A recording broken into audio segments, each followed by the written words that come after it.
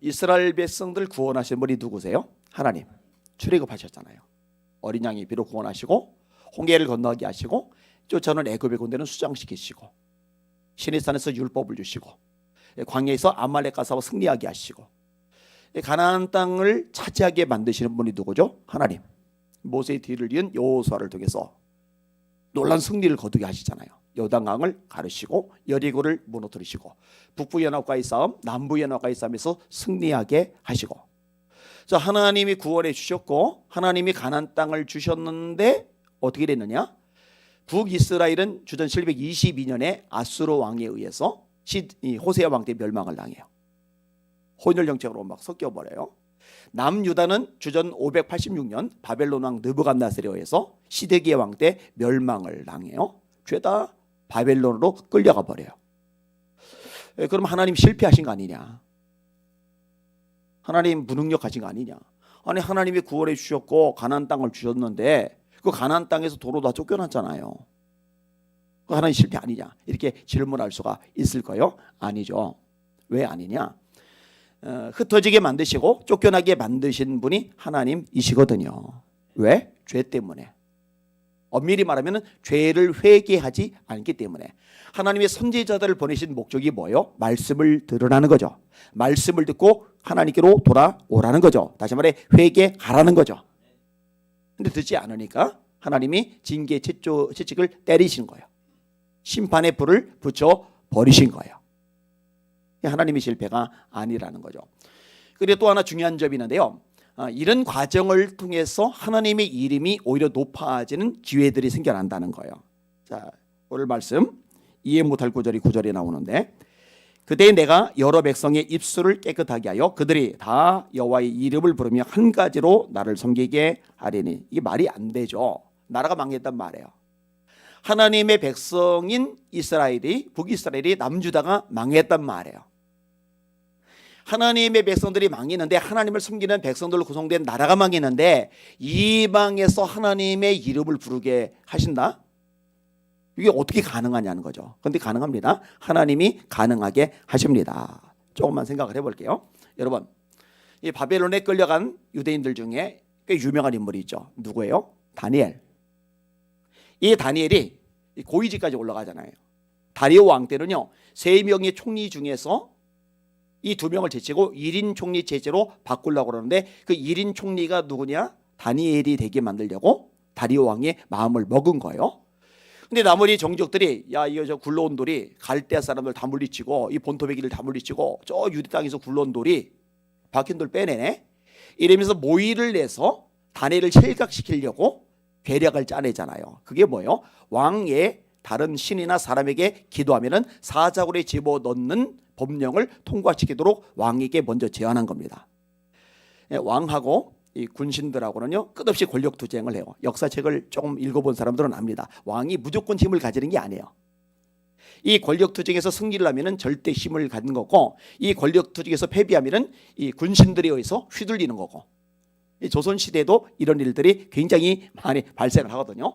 근데 신하들이 알아서 절대 권력을 왕에게 넘겨주겠다니까 왕이 거절할 이유가 없잖아요. 도장 꽝 찍잖아요. 다니엘이 연루된 걸 모르고 말입니다. 자, 사자굴에 던져졌어요. 다음날 왕이 일찍이 가서 슬픈 목소리로 말합니다. 사실은 하나님의 종 다니엘아, 하나님이 너를 구원하시기에 능하셨느냐? 기대하지 않았는데 이 굴 속에서 소리가 들려요. 왕이여 만세소를 하옵소서. 다니엘을 끄집어내요. 모함에 있던 신하들을 집어넣는데 땅에 닿기도 전에 그 뼈를 부서뜨렸더라, 이렇게 말씀을 해요. 그 다음에 다리오 왕이 조소가 내립니다. 이에 다리오 왕이 온 땅에 있는 모든 백성과 나라들과 언어가 다른 모든 사람들에게 조소를 내려 이르되, 원하건대 너에게 큰 평강이 있을지어다. 이 당시에 다리오가 조소를 내리면 이거는 누구에게나 다 영향력을 미치는 거예요.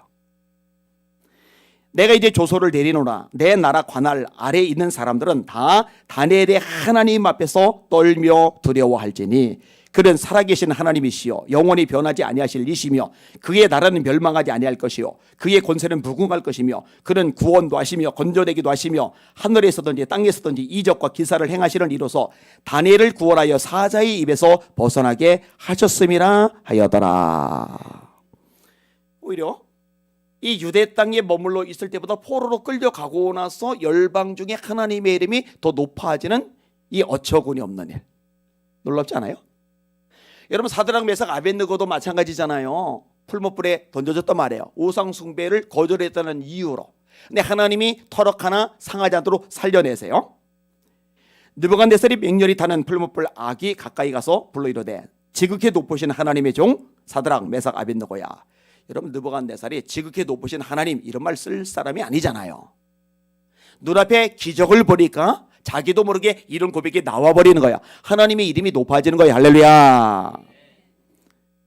느부갓네살이 말하 이르되 사드락과 메삭과 아벳느고의 하나님을 찬송할지로다. 그가 그의 천사를 보내사 자기를 의뢰하고 그들의 몸을 바쳐 왕의 명령을 거역하고 그 하나님밖에는 다른 신을 섬기지 아니하며 그에게 절하지 아니한 종들을 구원하셨도다. 그러므로 내가 이제 조서를 내리노니 각 백성과 각 나라와 각 언어를 말하는 자가 모두 사드락과 메삭과 아벳느고의 하나님께 경솔히 말하거든 그 몸을 쪼개고 그 집을 거름토로 삼을지니 이는 이같이 사람들을 구원할 다른 신이 없음이니라 하더라. 자, 좀 더 지나서 어떤 얘기가 나와요? 에스더하고 모르드게 얘기해요. 페르시아 시대 아하수에로 왕때 에스더가 하여튼 우여곡절 그때 지금도 설명 안 합니다. 왕비가 되었고 하만이 아말렉 쪽인 하만이 유대인들을 멸망시키려고 작정을 했고 이때 모르드게가 에스더에게 압박하죠. 너 왕에게 가서 말해라. 나 왕이 부름 못 받을 때 30일이 지났습니다. 왕께서 금규를 내밀지 않으면 나라도 처형당해 죽습니다.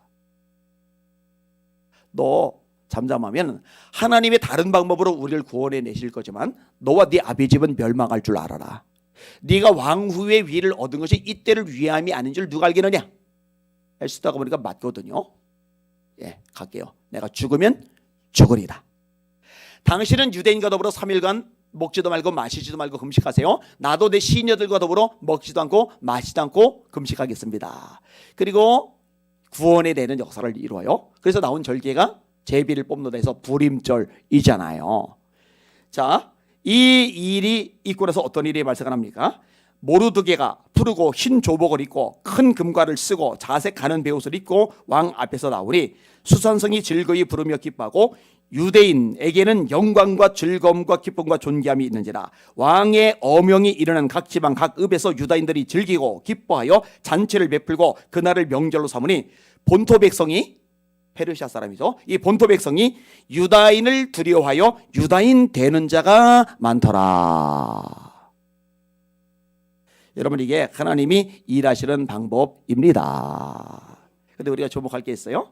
아무나를 통해서 이런 일이 일어나는 게 아니라 여러분 제가 언급한 사람들의 특징이 있어요. 신앙생활하는데 목숨을 걸고 신앙생활하는 거예요. 할렐루야. 지금도 이런 사람이 필요한 거고요. 자, 그 다음에 남은 자들, 다시 돌아오게 하는 자들, 이들에 대한 언급이 나와요. 이 남은 자가 되게 중요하다라고 스가랴서를 공부할 때도 말씀을 드렸습니다. 스가랴서에 남은 자가 나오죠. 여러분 아합의 때 역사상 최악으로 타락한 시대인데 이때도 다 타락한 게 아니에요. 바알에게 무릎을 꿇지 않은 사람을 7,000명 하나님이 남겨놓으셨어요. 할렐루야. 지금도 마찬가지입니다. 이사야서에 이런 말씀이 있어요. 여호와께서 사람들을 멀리 옮기셔서 이 땅 가운데서 황폐한 곳이 많을 때까지니라. 다시 말해 전부 다 쫓아내는 거죠. 바빌론으로 땅이 황폐해지는 거예요. 그 중에 10분의 1이 아직 남아있을지라도 이것도 황폐하게 될 것이나 밤나무와 상수리 나무가 배임을 당하여도 그 그루터기는 남아있는 것 같이 따라합시다. 거룩한 씨가 이 땅에 그루터기리라. 이게 이제 남은 자, 남은 자. 우리가 스가랴서를 공부할 때도 역시 그때도 남은 자, 남은 자. 자, 이들의 특징들이 나오는데 멀리서도 돌아오게 돼요. 10절 보세요. 내게 구하는 백성들 곧 내가 흩은 자의 딸이 구스강 건너편에서부터 예물을 가지고 와서 내게 바칠지라. 아니 주변에 모압, 암몬, 아람, 에돔, 블레셋 이런 나라들이 있잖아요. 그죠? 그 다음에 이제 바빌론으로 주로 많이 끌려갔잖아요. 아수르에도 끌려간 사람이 있을 거 아니에요? 근데 왜 하필이면 이 구스가 언급이 될까? 이 구스는 이디오피아거든요. 왜 구스가 언급되는지 아세요? 구스는 가장 먼 지역이에요. 이 가장 먼 지역에 끌려갔던 사람들조차도 돌아오게 하신다는 거예요. 할렐루야. 이 상징적인 의미가 있는 거죠. 이사야가 이 부분도 예언을 합니다.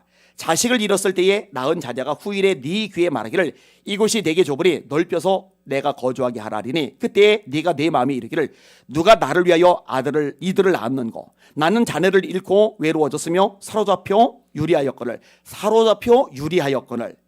이들을 누가 양육하였는고 나는 홀로 남았거늘 이들은 어디서 생겼는고 주 여호와가 이같이 이르노라 내가 문 나라를 향하여 나의 손을 들고 민족들을 향하여 나의 기체를 세울 것이라 그들이 네 아들들을 품에 안고 네 딸들을 어깨에 메고 올 것이며. 자, 이 남은 자들 이들이 이제 돌아오는 거예요. 자, 이들은 고난을 통과하면서 아주 중요한 특성, 아주 멋진 신앙의 특성을 가지게 되는데 그게 뭐냐면은 겸손입니다. 여러분 며칠 전에 스바냐서 공부할 때 하나님이 심판을 행하시잖아요. 죄 때문에, 우상숭배 때문에, 특별히 하나님의 말씀을 듣지 않는 것 때문에, 하나님의 말씀을 듣지 않는 거 이게 핵심이라고 그랬어요. 근데 하나님의 말씀을 왜 안 듣느냐? 교만해서 안 듣는 거예요. 여러분 겸손한 사람은 하나님의 말씀에 귀를 기울입니다. 교만하니까 말씀을 안 듣는 거예요. 자, 근데 이 고난의 풀무를 통과한 백성들, 이 남은 자들은 어떤 특징을 가지느냐? 겸손해져요. 11절. 그날에 네가 내게 범죄한 모든 행위로 말미암아 수치를 당하지 아니할 것은 그때에 내가 네 가운데서 교만하여 자랑하는 자들을 제거하여. 교만하여 자랑하는 자들은 하나님이 제거해 버리세요.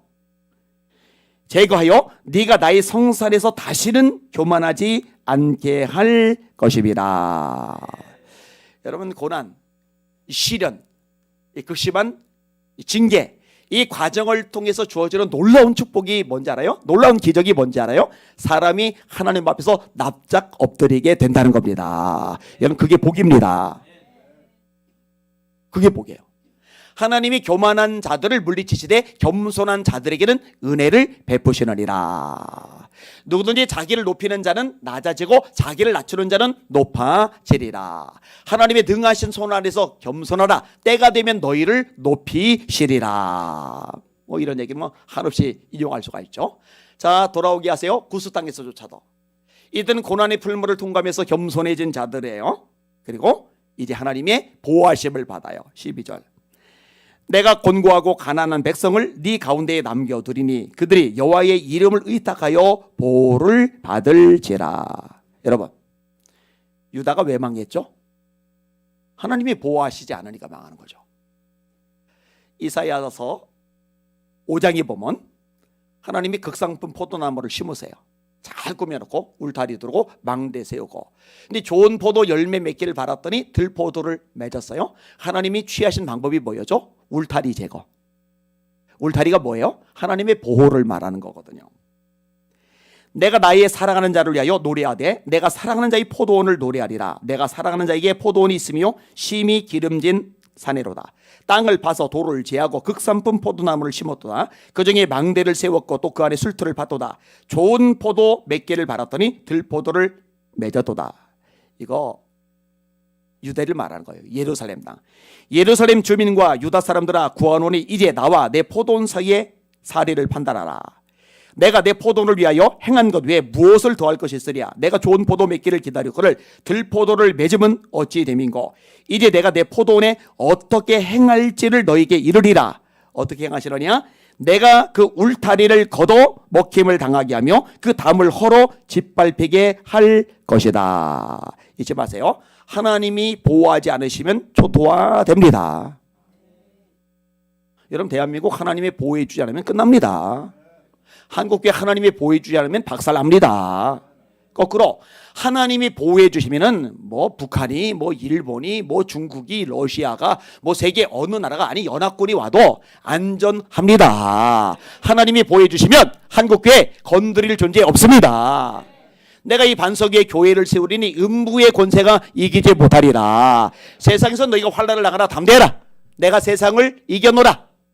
그러나 이 모든 일에 우리를 사랑하시는 이로 말미암아 우리가 넉넉히 이기느니라. 세상을 이긴 이김은 이것이니 우리의 믿음이니라. 예수께서 하나님의 아들이심을 믿는 자가 아니면 세상을 이기는 자가 누구냐? 하나님이 보호해 주는 사람은 승리할 줄 믿습니다. 자, 이들은 거룩을 따르는 이들이에요. 여러분 어제 설교 기억나세요? 어제 설교?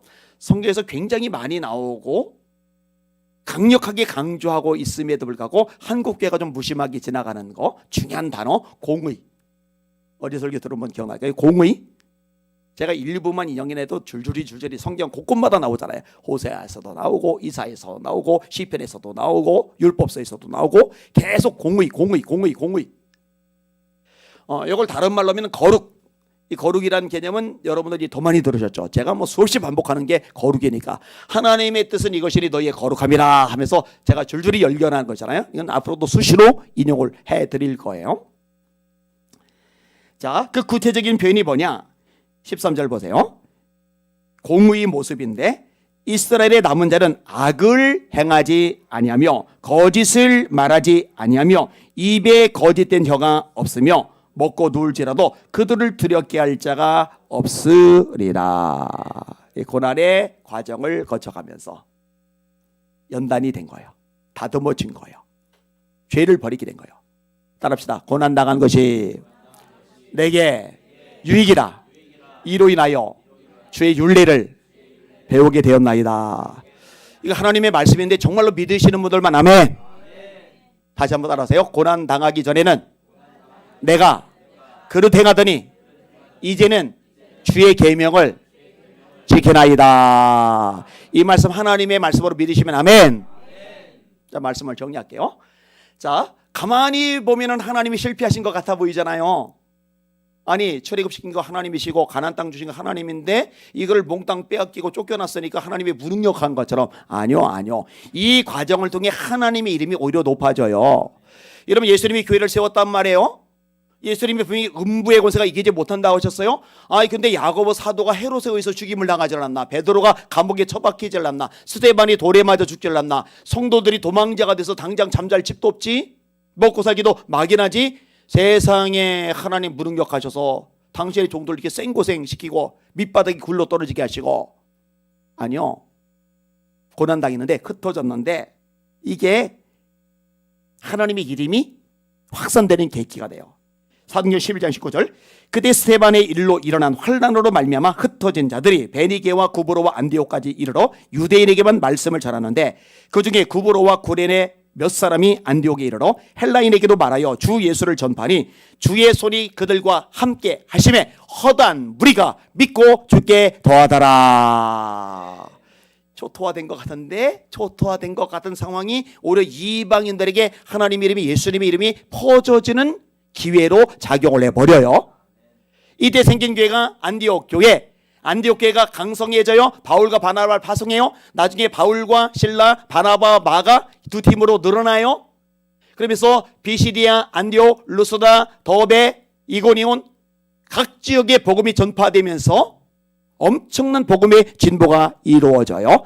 하나님은 결코 실패하지 않으십니다.